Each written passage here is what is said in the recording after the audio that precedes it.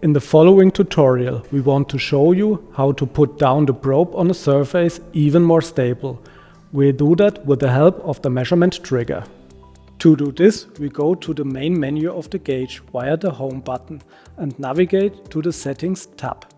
In the Settings tab, we now select the Probe submenu. The Probe submenu is split into 3 sections: the Setup substrate, the Measurement trigger and the function Wake on Probe. Now we select the section Measurement trigger. In this section Measurement trigger you can see the various options for recording the measurements of the probe. The factory setting for recording of measurements is immediately, which means that the measuring will be done directly when the probe is placed on the ground.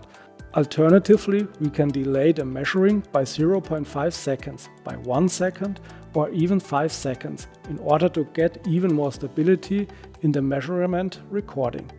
In addition, the gauge offers the option of using the By button function to take the measurement only when the soft key is pressed. Last but not least, we can take the measurement continuously.